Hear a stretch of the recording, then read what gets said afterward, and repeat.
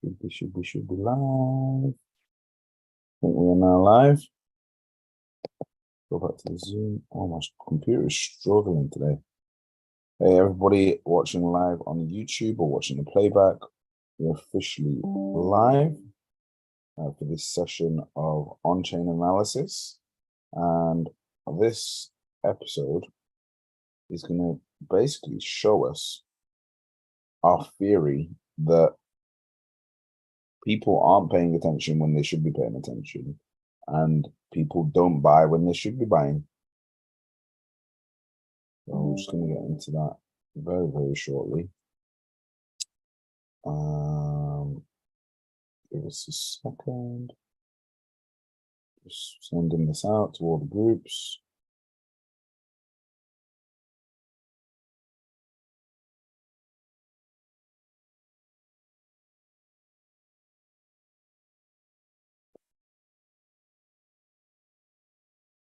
You know how we do. We like to be consistent with it. Hold on. We're still sending out. Hang on a minute. We got about 4 more groups to post this in. Hold up. This one. So people, the thing is with this episode, I don't think people even know what on-chain analysis even is to see why they should turn up for it. That's one of the biggest problems. Oh, I thought I was posting in the main Blockchain Sensei group and I've not been. Uh-oh. It's got that. There we go. That's been. I think that is all of the groups.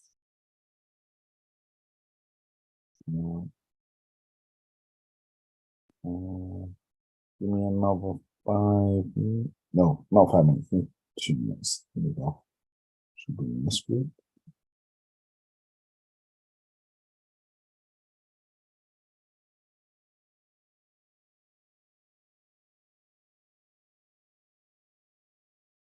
You know what's really interesting that happens? Like, I'm gonna say 30 WhatsApp groups about crypto and investing. And during the hype periods when people should be thinking about selling, that's when they get active. That's when everyone's talking.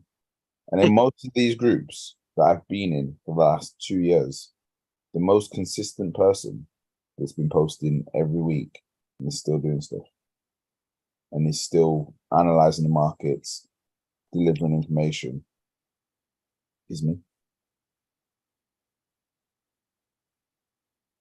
So that indicates to me that there is a lot of people that are involved that think that they're serious, pretend that they're serious, create WhatsApp groups because they want to be around serious people, but then they're just not serious themselves.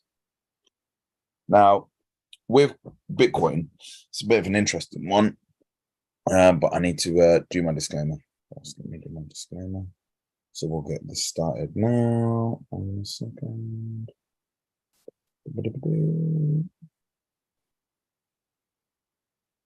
We are ready to rock and roll.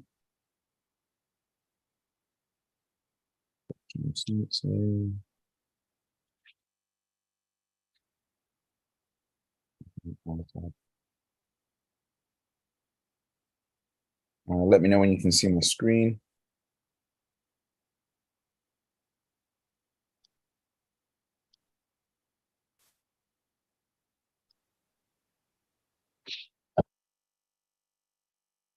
We good? Can you see my screen? Not yet. Share screen. Boom, boom.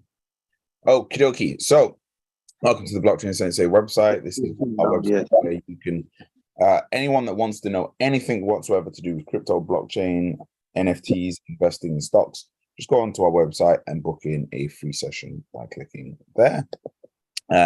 Now, our disclaimer that we have to read out to get things crack-a-lacking is all content is for education, information, and entertainment purposes only and should not be considered investment advice or recommendation to buy, sell, hold any assets, or place any trades. Please do your own research. We try our best to provide you with the reports and the links that we use for our own individual research. And our content is intended and should only be used for informational use only. It's very important to do your own analysis before making any investment, which should be based on your own individual circumstances. You should always take independent professional advice from a professional advisor. We're working with several financial advisors, from Charlie Luku to Emmanuel Esquel to various St. James's Place advisors. So independently research and verify all and any information you may find on our show that you wish to rely upon, whether you wish to make an investment decision or otherwise. All investments do, however, actually come with risk if you didn't know, so please do your own research. We are not financial advisors, do not intend to be perceived or received as financial advisors. However, we are working in collaboration with several accredited advisors. If you're unable to mitigate your risk, then please contact us immediately so we can refer you to an accredited financial advisor. So today's episode is not going to be that long because obviously there's only me doing it today. So let's get straight into the juice. So what is Glassnode? Glassnode is a website and a platform that allows you to get on-chain analysis data. Now, what kind of analysis? I've just posted the link to it in the chat. There you go. So what is on-chain analysis? So you have fundamental analysis, which is where you're looking at the facts to do with the company, as we've seen on TradingView. This is the things like the company's revenue. This is the things like the company's margins, operating cash flow, etc., etc. Then you have technical analysis, which is where you have things, again, on TradingView, where it allows you to see the candlesticks and the price movement and use indicators and support lines and resistance lines. Now, technically, technical analysis is just fundamental analysis on a screen. Now, this is where on-chain analysis comes in and offers something that's different that can't be done with stocks. And what it is it's tracking wallets, coin holders, and coin movement, which you can't do with stocks. And this allows a little bit of extra information and analysis to anyone that wants to take investing in crypto, specifically Bitcoin, a lot more seriously and to really identify good buy times, good sell times. Now, what really sparked this is that ARK Invest have a new paper coming out. They've written a new white paper in conjunction with Glassnode. And as you know, we're huge ARK Invest fans and we're also huge Glassnode fans. We try to do these Glassnode reports more or less once every quarter. Let's just check back when we last did the last Glassnode one and what the price of Bitcoin did after that, whilst we're just talking through.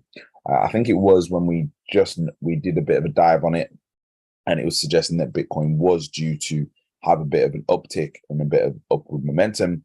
And I do believe after that session, that is exactly what did happen. So let's just keep looking here. It was before Ben Baldiri, before the richest people in the UK.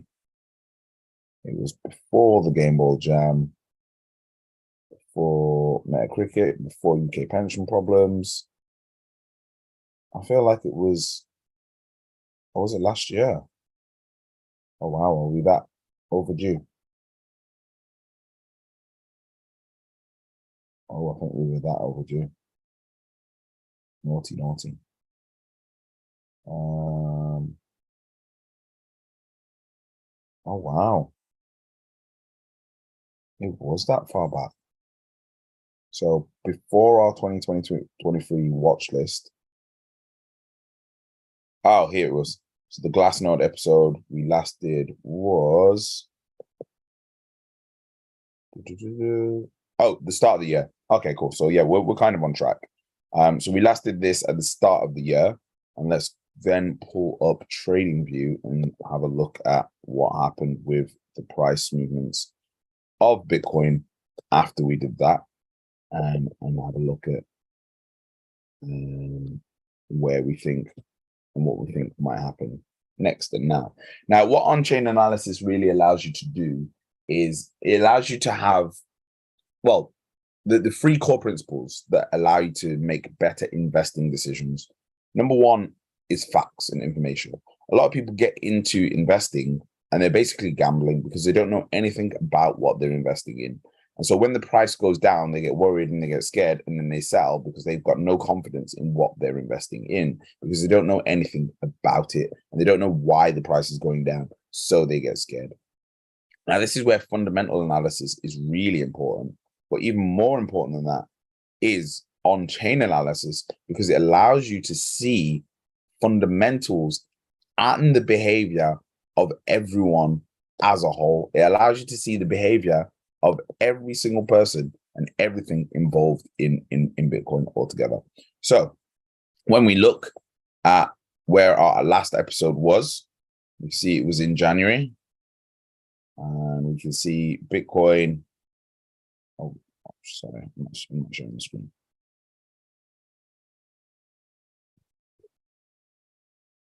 How is it not letting me share the screen? Okay. More and share screen.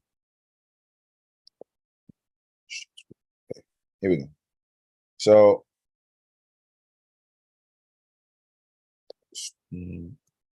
okay, brilliant. Can you see my screen? So the last time we did an on-chain analysis episode was the 23rd of January. And we can see this was after we had a bit of a spike on Bitcoin here. We had it here. We had that first little flurry from 16,000 up to 20,000. And this is where everyone was like, is it going to come back down? Is it going to go further up? And the on-chain analysis was suggesting to us that it was going to continue going up after this point. So that's where we did the episode. And we can see from that episode on the 23rd of January, it would have been available on the 22nd. To the market highs would have been 42%, and to where we are now would be 12%. Now, the reason I'm saying this is very, very important for what we're going to get into, because the on-chain analysis is showing one thing and one thing only. It is showing that people that bought the highs, those are the people that are at a loss right now. Those are the people that are creating all the FUD and all the scare, oh my God, Bitcoin's over. Because guess where they bought it? They bought it above the 29K area, which was the area that we said we were going to sell. So anyone that bought over here throughout the period of June to perhaps August now, most of these people are underwater right now and they're at a loss because they bought at a very clear market high. In fact, it's not all-time highs, because obviously the all-time highs are all the way up here at 68K, but people just didn't have a clue what they were doing, didn't know what they were looking at, and so got scared. Whereas right now, the RSI on Bitcoin is all the way down at a crazy low of 17 on the RSI. Now, if we look back, when was the last time we had an RSI that low on Bitcoin? The last time was here, June 2022. And the times before that, we can see, if we look closely, we've got June, and let's just bring up a nice line. June, and then we've got this area here that's got lower in March of 2020. And we can see the run-ups that we did after that. So the lowest I've calculated that this should go to is around 23K. So from it to about, so here's one support line here, which is at 24K.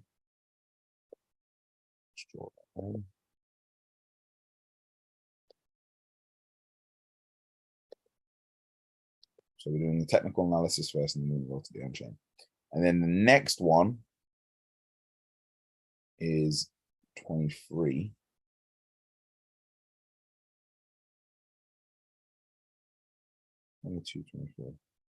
Around this area here, but I'm not going to draw anything in yet because I haven't done the actual analysis on it yet. So I'd have to do a fib retracement on that to work it out properly.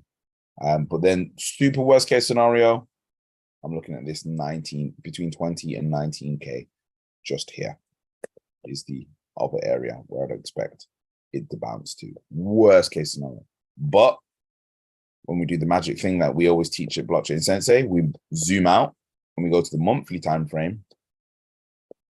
we see some very different information. As you can see, we can see now we've hit perfectly on a monthly support line, the one that I just drew in, just here. We can see now there's actually a very nice trend being built just here on the monthly. Now, if we go below this, different ball game, different story. Do I think we're going to go below this? I'm not too sure. And then we go to the weekly. Again, see a little bit more. So let's get into the on-chain analysis now that we've gone through that. So this is all courtesy of on Glassnode. They are possibly the market leaders when it comes to on-chain analysis. And one of the things that I've noticed, I don't know if anyone else has noticed, but silver, well, the Dow Jones and silver, which we're going to come to at the end, remind me to talk about the Dow Jones and silver. So what's happened is we've had a lot of technical damage. What do we mean by technical damage? A lot of the key technical moving averages have been broken. So the moving averages that they use are the 111-day moving average, the 200-day moving average, the 365-day moving average, which is the blue one. So that's the 1 year moving average. And then they also use the 200-week moving average, which is this red one here. So we can see that the price has gone below the 200-week moving average. It's gone below the 100-day, 111-day moving average. And it's also gone below the 200-week moving average. Now, when that's happened before, it doesn't necessarily mean that it's going to carry on dipping. What normally happens is if we go below this one here, which is the 360, the 1 year moving average, that is when we are now in extreme bear market territory, and we can expect the price to go much lower, as we can see here. When we saw it in January 2022, what happened? It went below it, bam, crashed super hard. Whereas when we go below the 200 week, we can see is a little bit more stronger, but again, not as key as that one. So that's the first bit there. So what we can see is, again, it's a recency bias shakeout. So what do I mean by recency bias shakeout? I mean, people that have recently bought Bitcoin. So in the last month, 2 months, like we just showed from June, those are all the people that are being shaken out. So they're the weak hands because they bought at 26K, 28K. The price has gone down to 24, 25K, and they've got scared and they've gone, this isn't for me. So next bit of information. So where do we think more people will sell? Yes. If the price goes down to 25K and you just bought at 28K and you're new to crypto and you're new to Bitcoin, most people are going to sell because they don't have a clue what they're dealing with. So if it goes down to 21K, we can almost guarantee that they're going to sell. Even though the RSI is crazy low, even though the on-chain analysis information we're going to carry on looking at is really, really good. So let's look at the long-term on-chain cost basis. Oh, no, we're not going to look at that one, actually. What we're going to do is the weekly price performance. Now, what's really interesting about this sell-off is you can see here, these are the ranges of the types of sell-offs that we've had. So we see the March 2020 drop, that was a 45% drop. This most recent drop out of the grand scheme of Bitcoin really isn't that bad. November 2018, we can see we dropped almost 30% in a day. The Luna crash, the Three Arrows crash, the FTX crash were much, much, much worse in terms of the sell-off.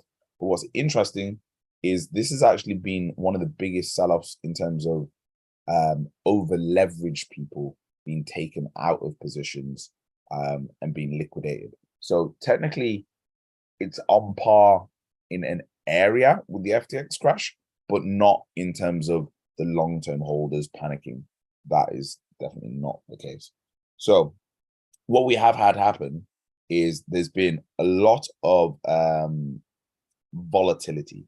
Now, the volatility, what do we mean by that?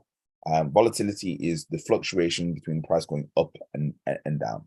So what we can see here as you can see that the volatility was actually going down.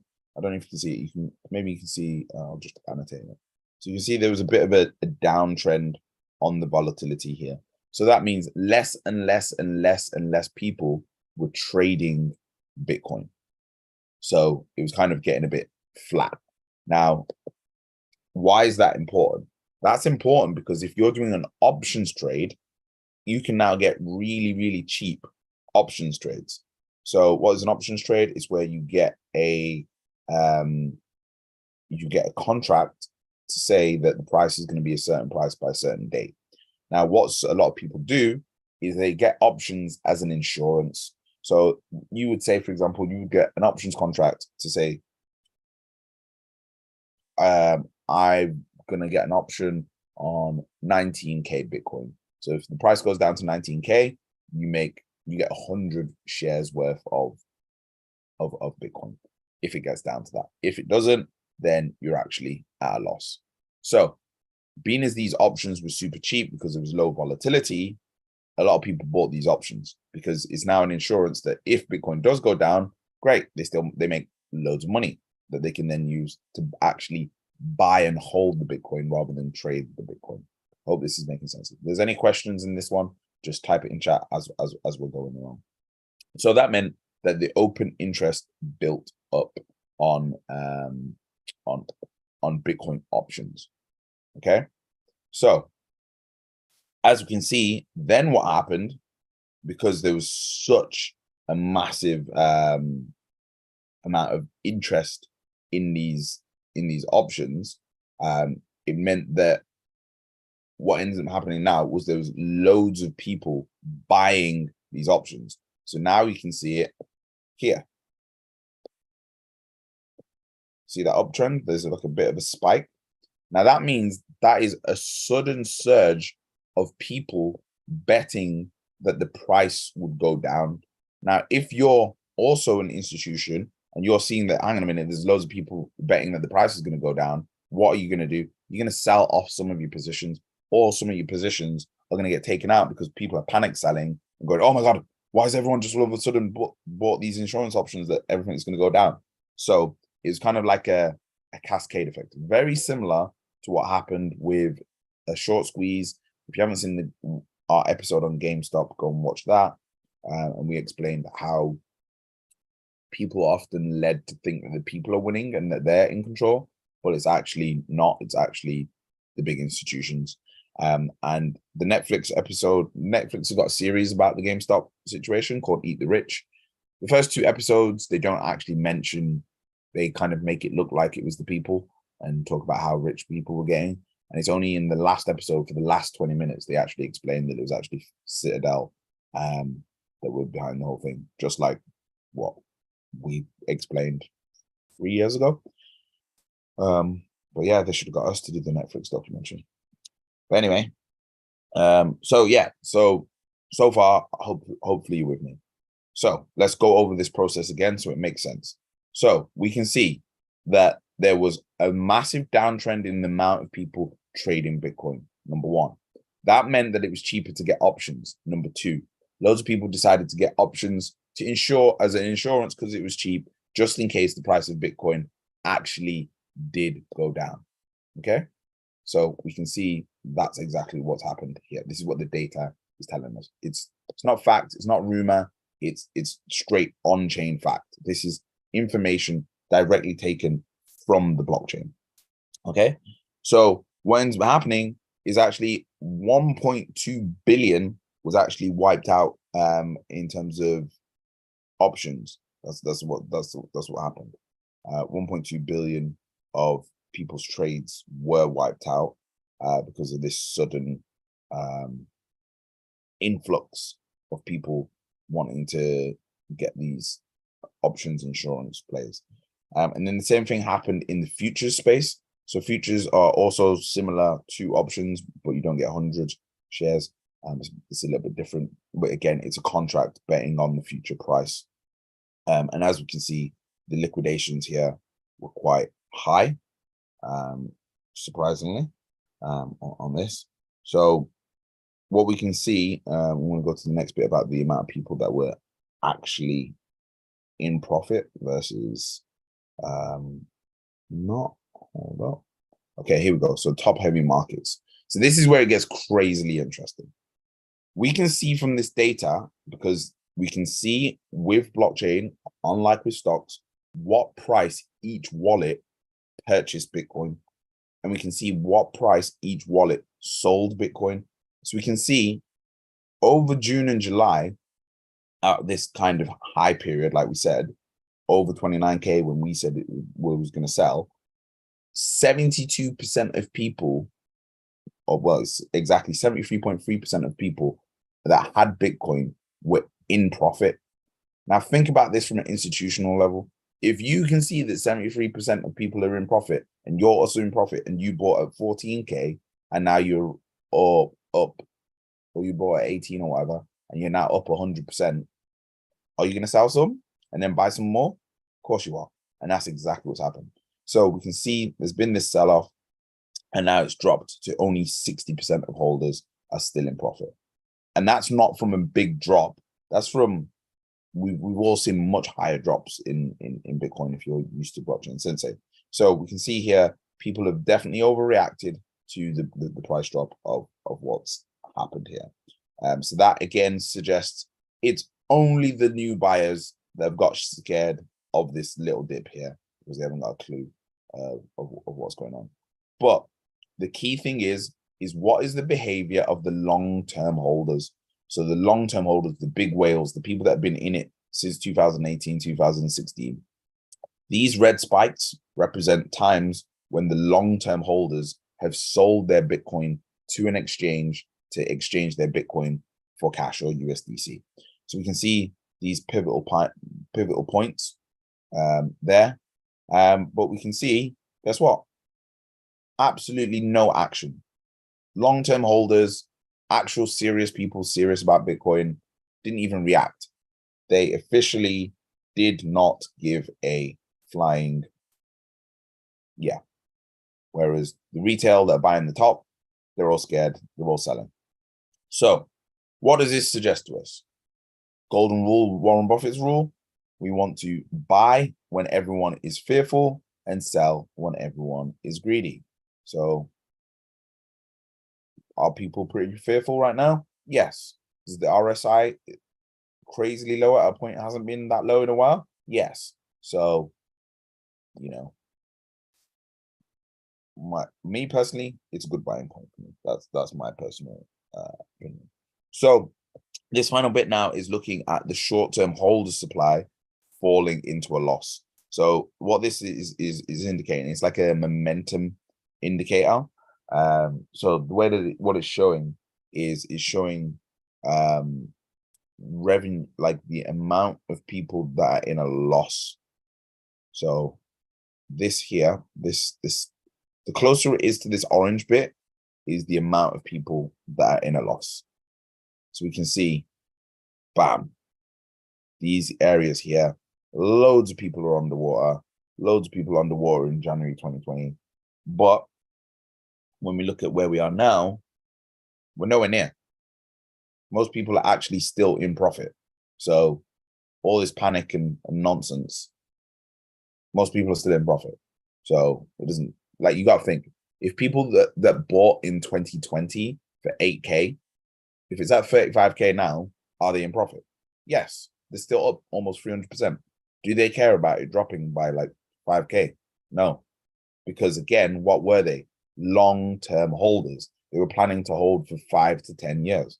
Whereas people that were planning on doing a quick flip on Bitcoin, if you're planning on doing a quick flip in Bitcoin, you're going to get wrecked. You're going to get hurt. That's my personal opinion. It's not financial advice, but 9 times out of 10 people that come into Bitcoin and go, yeah, I'm going to hold it for 2 months, 3 months, make a quick flip, or I'm going to try and get in and at this price and then sell a little bit when it gets to this price. They get wrecked, they get hurt. Those that just buy their Bitcoin or dollar cost average into their Bitcoin and hold it for 3 years, 4 years, 5 years, forget about it. Those are the ones that become multimillionaires and become, or in some cases, billionaires. So yeah, so that's the profit to loss ratio that we can see there. So not a lot of people are actually in loss in comparison to past periods of time where pretty much almost every holder is in loss in past periods. But again, what we can see, the elite 1% at the tops aren't at a loss. Okay, cool. So next bit. No, we don't need to know that one. So we talked about people buying the local top and selling in the local bottom. Okay, cool. So this is the final one. Yeah. So this is just again finally talking about the loss to win ratio.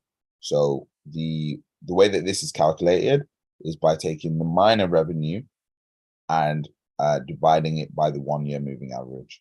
So this is showing like the periods of time when events happen and we have like a narrative switch or an area where everybody's like Bitcoin crazy. So we can see here 2019, this area here when Bitcoin, we can see everyone went a bit Bitcoin crazy. And then we can see most an area that most people will be able to relate to is the 2020 period. So we can see here again, we're looking at that transition from red to green on both here and here.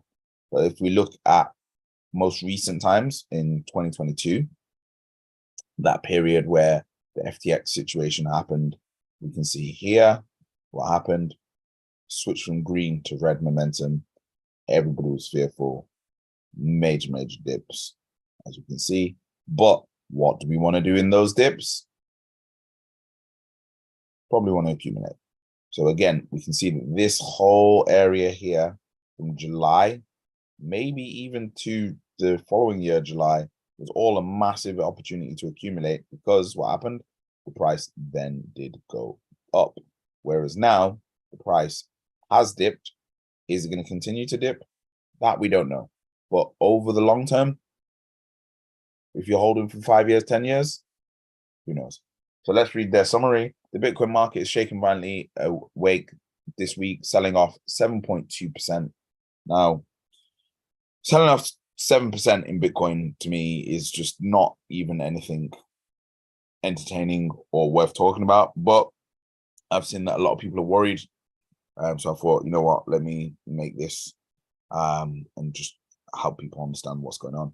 On the 17th of August, making the largest single day down move year to date. Many indicators point to a future market deleveraging the most probable driver, with options traders also forced to rethink their strategies. Long-term holders remain largely unfazed and unresponsive, which is typical behavior pattern of this cohort during bear markets and over periods. Short-term holders, however, are of greater interest, with 88.3% of their held supply, 2.26 million Bitcoin, now held at an unrealized loss.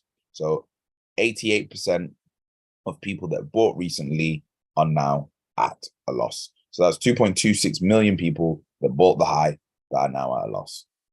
And it's an unrealized loss because, again, we can tell on chain if they've actually sold it. And we can see not everyone has sold, but they are underwater. So a little bit of more pressure, and they probably will sell into back on to exchanges, and who will buy off the exchanges?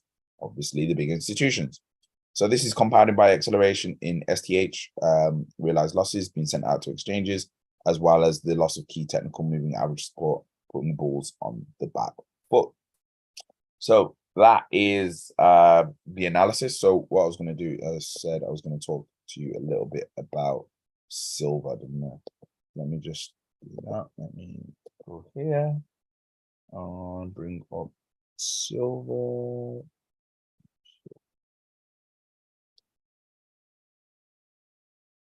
Okay, cool. So if we look at silver, yeah, silver price chart and weekly. And then what I want to do, I want to add the Dow Jones to it.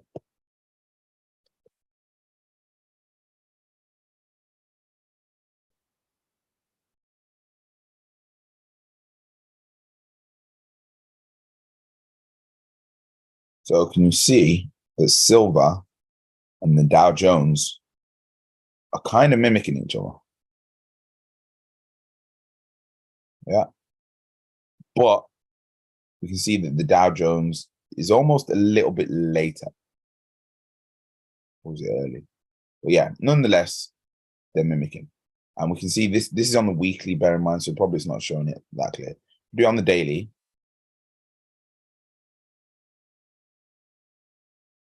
See a bit better now.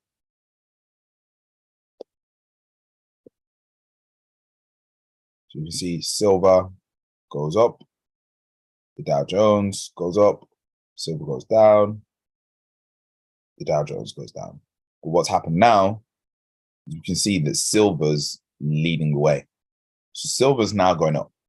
So what would we expect from the Dow Jones? Probably to go up. Now, that most people would say is good. I'm going to say it's bad in the long run, not in the short term, in the long run. The reason I'm going to say it's bad is because we've had an inverted yield curve for a very long time, which normally signals a big recession, and it's not really happened yet. The markets are being propped up heavily. And if we look at the Dow Jones, something that, shout out to Blockchain Backer, he shouted it out. I mean, I've been researching it even further still. If we look since the 2008 crash, we are actually in a giant extension, which is very, very soon due to pull back. And when I say pull back, boy, this thing is going to be nasty. Which one did I do on? I don't want to do this one. Okay, I'll just have to do it again. Analysis is gone. Okay, cool. So this is the 2020 crash.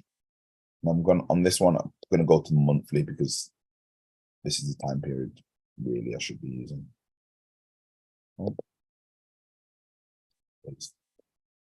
Nobody's looking at this long term.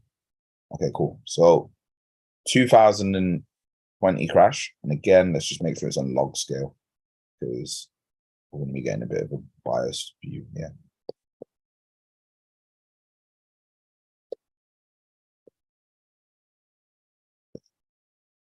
That's 2008 crash, right? And let's go retracement. And let's go from the high to here. And we'll put it here so you can see. What do we see now? We see that we've been in a massive bull trend, number one, as you can see. But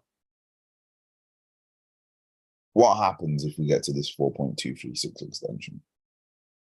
This would be a massive macro bear signal.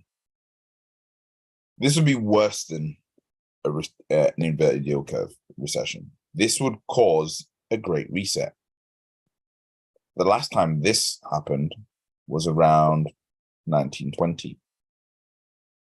And I'm going to tweet an image from Blockchain Backer where he shows that the chart is exactly the same. In fact, I might already have it open. Hold on, let me stop sharing. So yes, ride things into the high on stocks, but there might be better opportunities than there was in lockdown. Much, much, much greater opportunities to buy stocks and to buy companies for prices that are going to be offensive. And if people think things are bad now in this recession now, and they're feeling the heat now with companies and the prices of things, boy, hate to be that doomsday guy, but I just want people to be a little bit prepared. So here is that image. So can we see that the pattern is pretty similar? It's not exactly similar, but it's pretty similar. The run-ups. And if this pulls back in the same way, this is what would happen to the Dow Jones. It would go below the retracement level. It would probably go and do an 80% pullback.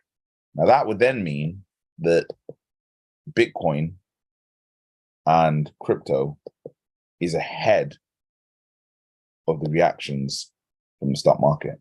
So let's just have a look at what 82% on this would be. So 82 would be to here, 2000. 85 would be there. And as we can see, would that make a really nice support line? It kind of does. So that would be a great reset. However, I would recommend people start looking into what happened in the 1920s and the Great Depression, how the richest people in the world today got that wealth from acquiring in the 1920s, the House of Saud, the Rothschilds, the Vanderbilts, the Wallenbergs. We'll go and look into their moves, what they did during that time period.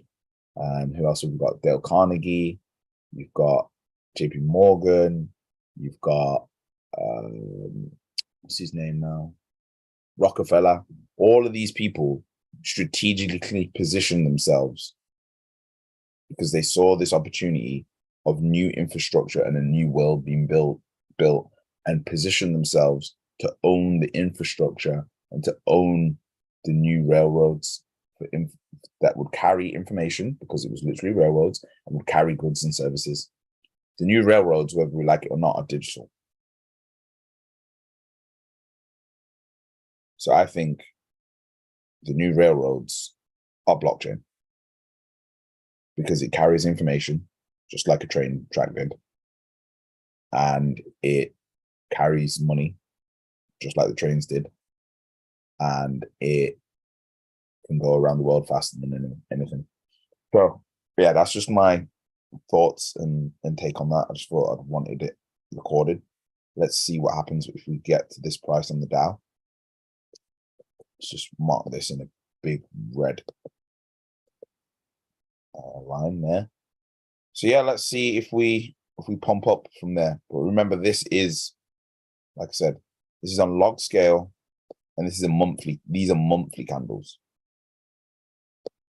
There's no one looking at it. I very much doubt any of these forex traders, anyone like that, is looking at the Dow Jones on a monthly like this. Very much doubt it. And if we want to compare, let's just go back to 3-month candles, just because it makes it easier to measure those dips. We're going to look at the last couple of major recessions and how much percent they dipped by. So we had the 2000 .com crash, 37%. We have the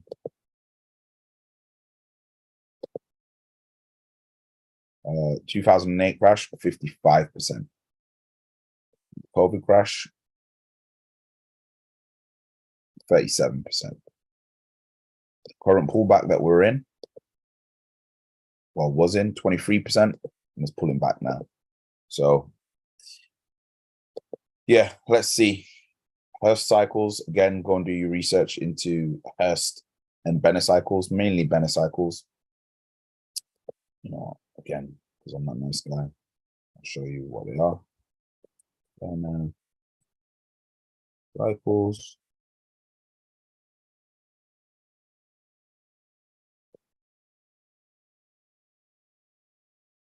Ian Dunlap spoke about this maybe 3 years ago. Yeah, I'm gonna say he spoke about it 3 years ago. Okay. I'm hoping everyone could see my screen. Everything I was just doing with the Dow. Okay, cool. So these are the Benner cycles. And they're surprisingly accurate. So you got the big macro swings and you got the smaller micro swings. So these are the time periods where you're most likely to get a bit of a crash or a pullback. the peaks. So we can see 99 was a peak. What happened? Pullback. We can see that 2007 was a peak. What happened after? Pullback. Peak. 2019 was a peak. What happened? Pullback. So we've got 2023. It's right here. So that's a bottom. So that would suggest that 2023 is one of the best opportunities ever to be accumulating. And then 2026 is going to be a bit of a peak. 2032 is probably the next greatest accumulation period ever. And then 2035, you want to think about cashing out. So there is your roadmap according to the Benner cycles. Pretty accurate as well, because 1945 was World War II. So yeah, go do your own research into Benner cycles and Hurst cycles. Cool. So it was a bit of an advanced one today. I'll take some questions for 10 minutes. If anybody's got any questions.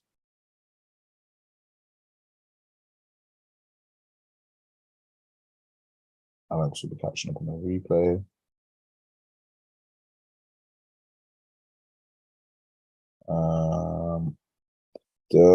Okay, I'll go around and ask. I know everyone got here for the whole thing, but Terrell, did you have any questions? I've not spoken to you in a while, actually, Terrell. You know what? I actually didn't have any questions related to what you said. Well, I did have one question I wanted to ask you about in general. Well, so, do you know much about REITs? Or yep. Yeah, what do you think of them like as a long-term investment strategy?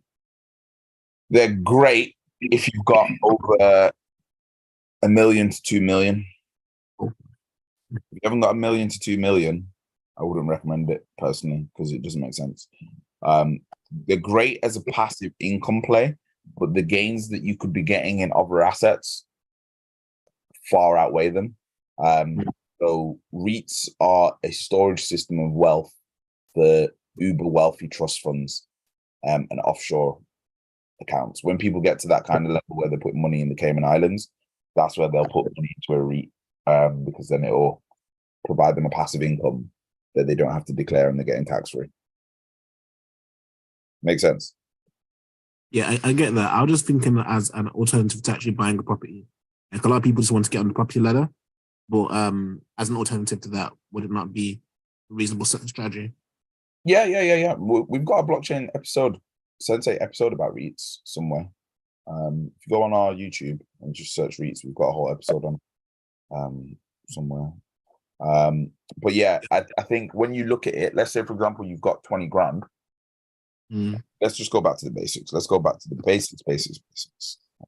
Let's go to the compound calculator.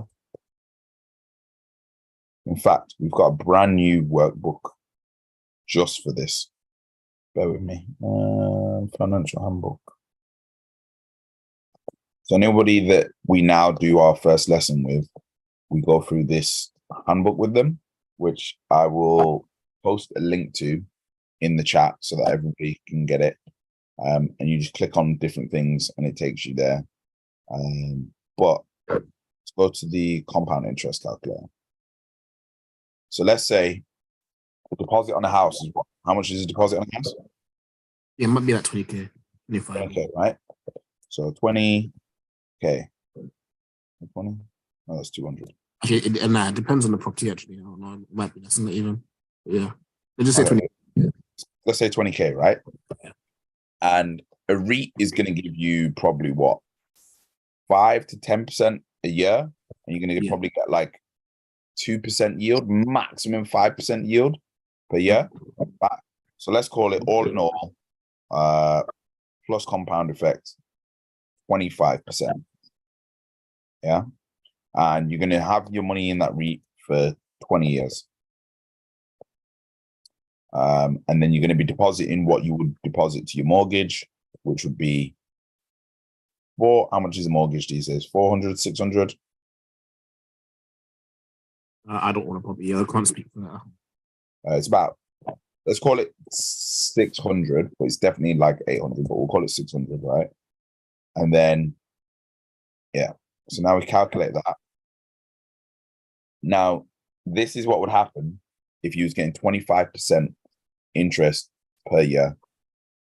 So obviously, and you were putting it in stocks, or your portfolio was doing that over 20 years.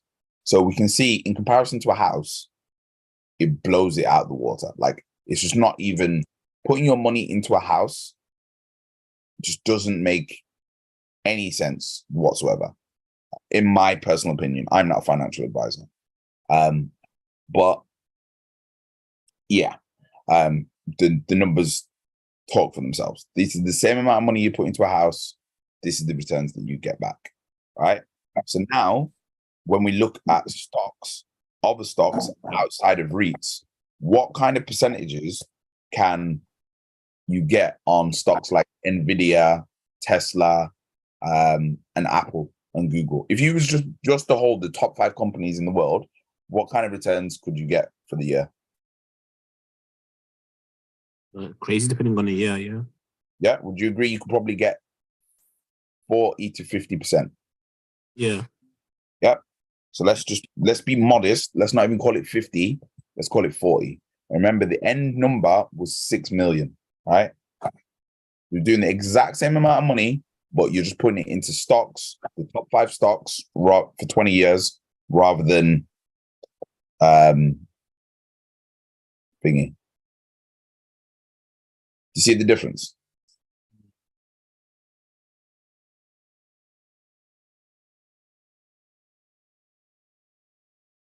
This is the difference between uber wealthy and everybody else. They play by a completely different ball game. They're not bothered about short-term games because they're just investing in the best companies in the world for 10 to 20 years. There is a big difference between property, REITs, and stocks. Big difference.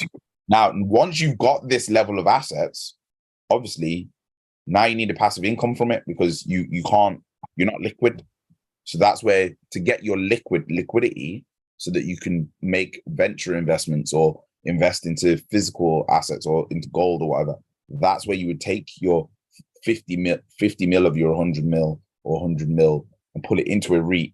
And now 2% of 100 mil a year is what?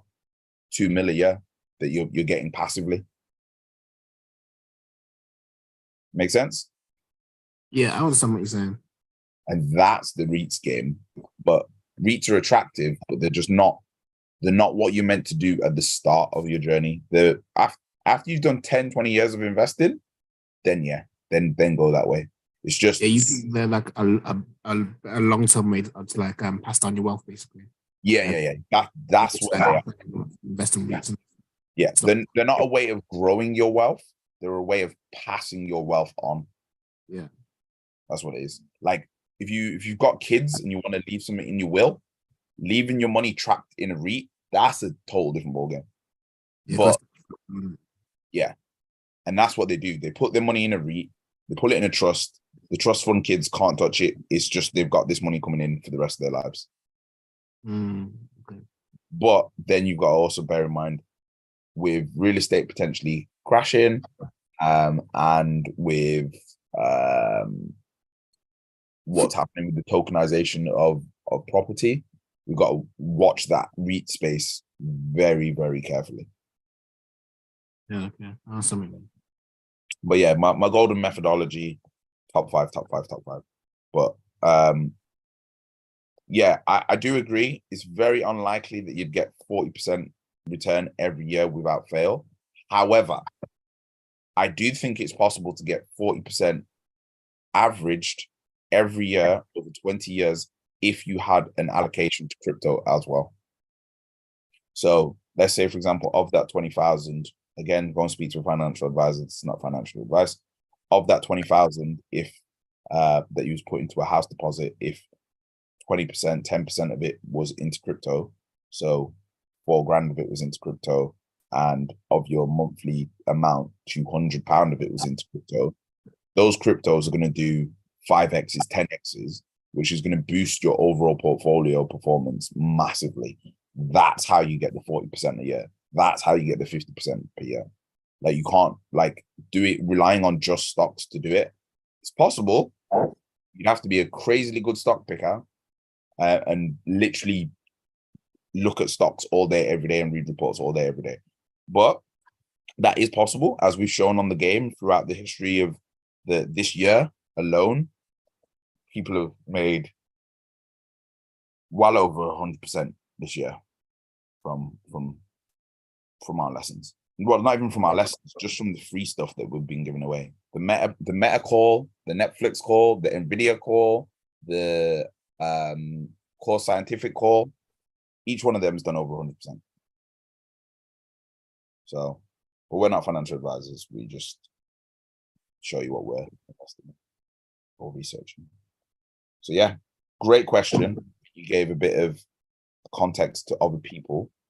And then the final thing I'm going to show to add to what you've just asked is also in this ebook that we're giving away, which I think everybody should know about, but I'm realizing it's not as popular as I thought it was, which is the, Martin Lewis.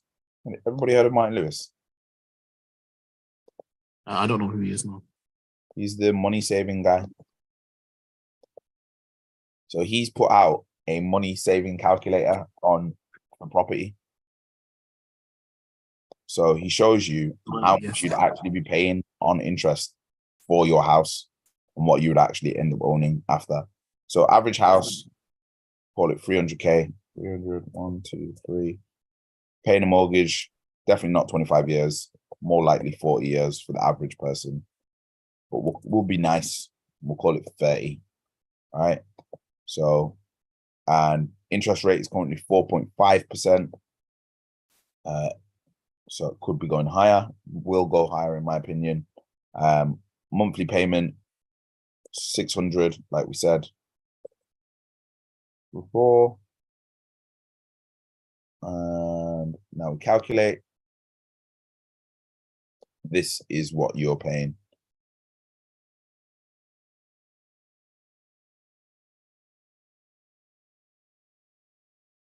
You're paying an extra £215,000.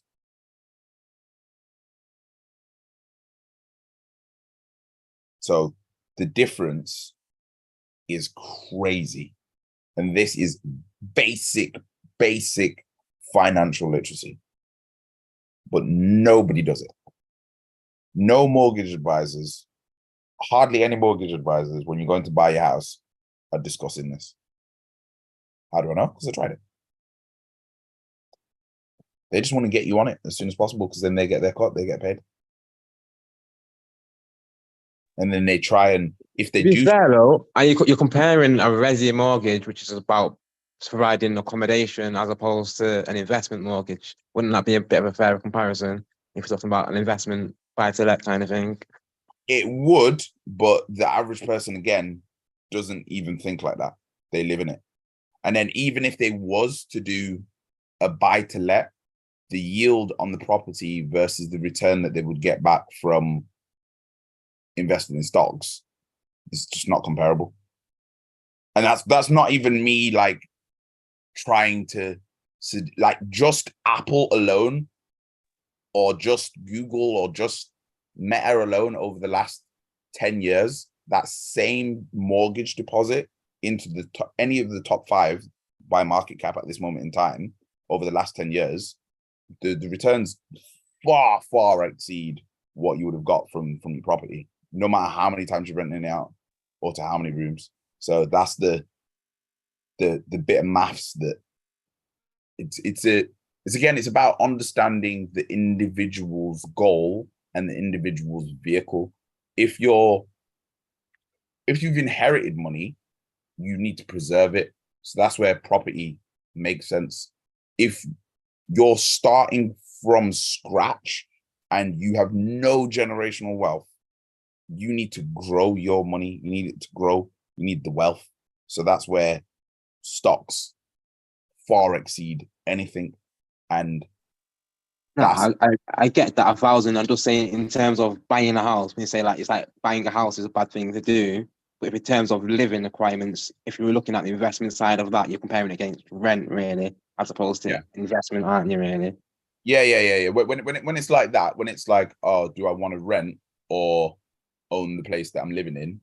Then yeah, but that's where you've got to make that choice as an individual. And again, I'm not saying property is better than stocks, because you might be really lucky. My cousin's done incredibly well. She found a property that she got for 50,000. She paid it off in like 2 years. She rented it out, and that helped her to pay it off in that 2 years. Sold it, then has now got two, and then invested again, and has just repeated the process. So there is people that can do it in a short period of time, but again, it takes taking that time out to train yourself up on how to find the right properties and to get in them and know how to flip them, which is a whole skill set of its own, which I think for the average person, just going, oh, Apple, Microsoft, Google, Meta, like it just doesn't really require that much more intelligence in comparison. Do you get what I mean? Yeah, 1,000%, 1,000%. But I definitely, call me a conspiracy theorist, but I definitely think there is 1,000,000% an agenda to not have people in the UK, especially certain ethnic minorities, to actually be aware of this or know this information. Yeah, it's a shame, because if everyone was investing in the stock market, everyone does better. This is why this is why it doesn't make any sense to me. It would only make the UK economy stronger. It would only create more jobs. It would only create. It only does better. Like, that's why it's designed like that. But there's this kind of like elitist, no, we don't want certain people involved in what we're doing. And if we do want them involved, we want them involved in UK rubbishy stocks. So yeah, interesting. But that's me going on the rant. Let me read these comments in the chat. Oh, definitely props higher. Just watching the game is background noise. You would have. Oh, yeah, cool. Yeah, cool. So I've overrun a little bit now. It's 9:08. But yeah, there's one final thing I was going to do for Debem. Debem, let me show you the So Rare team that I copped. And I think I spent a total of £25. Let me show you. Go with me. Anyone else that's interested in this So Rare stuff, I'll show you as well. By the way, last year I bought Levi Colwell, like £5 or something like that. Which he's worth now, but I know I've definitely made a huge profit on him. Levi Colwell, what teams he play for? Chelsea. He was at Brighton last year, remember? Then, oh, mad. Yeah. Oh, mad. That's a Brighton bought him early in the season, got him for like £5. And now I don't know how much it's worth on the market, but I'm pretty much sure it's at least probably like £20 or £30. So it's just crazy to think, because I know football now. I've learned like how to scout players and everything like that. Actually pick up these gems, and So Rare is just an easy way to actually flip it. Yeah. This is what I always say about So Rare in comparison to fantasy football. Like, So Rare is more, if you know the intricacies of football, you know when people get injured, when you know the scouting, when you know like who's on form, and like if you're proper hardcore into your football, the flips are easy. Like it's not, you just need your football knowledge. Whereas with fantasy football, you can have all that football knowledge, but you can't do anything with it. You can't just go, yeah, these 3 players are gonna bang, let me buy them. it's your whole team has to contribute. But yeah, so what I did is I bought a selection of cards. So you can have a look at the cards that I bought. So these are the cards that I bought. Oh no, these aren't the cards that I bought. These are the teams that I'm in. So the players that I've got. So these are my limited cards. You can see the prices of them. So £1, £1.71, 52p, 52p, 59p, 52p. Now I bought a player from each league. That's a limited card, so that I can enter each league into the limited league that they have. So they've got like the common Premier League, but now I can enter the limited Premier League because I've got Nathaniel Klein. They've got the common Bundesliga, but now I can enter the limited Bundesliga. They've got the common La Liga, but now I can enter the limited La Liga, if that makes sense. So then I bought 4 rare cards. And the same process again. I can now enter the rare leagues of these. And then if I buy a goalkeeper, then I can actually enter. I need to buy a goalkeeper of rare and a goalkeeper of limited. And then I can enter the kind of like Champions League of So Rare, which has got even less players. And then I've got 1 super rare. So I can now enter a super rare league. But you can see I only paid £9.63 for this card, but it allows me to enter into that league. So then when we come to the leagues, we can see now these are all the things that I can now register for this week. Whereas before, a lot of them weren't open to me, as you can see. Just from spending what? Let's work out how much I spent altogether again. So £9.63. Grab this all up. £1 plus £9, 10, 15, 16, call it 17. 17 plus 4, we'll call it 21. £2.50, 21, call it 23, 25 plus 52, 52. So we'll call it 27 quid, 27, 28 quid is what I spent. And now I can enter into all those leagues. And if I finish high scores on, let's show you the leagues that you get the passive income from. So the red ones I'll get, and the yellow ones I can get passive income from those, and this one. This one I can get, I think it's $150 a week passive income if my team finishes a high enough rank.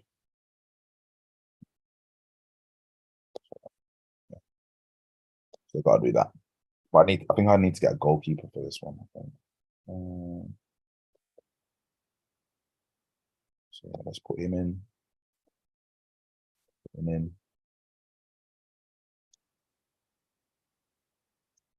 Yes. Yeah, so I need to buy 2 more cards. So I'll just go and look for 2 cards for that. It's no biggie. Yeah, when you see how many people are in these pools, there's not that many people competing, and the prices are way better. So yeah, that's how it works. That's how it works. But yeah, catch you all later. Thank you. Catch you later, man. See you in a bit. Bye bye.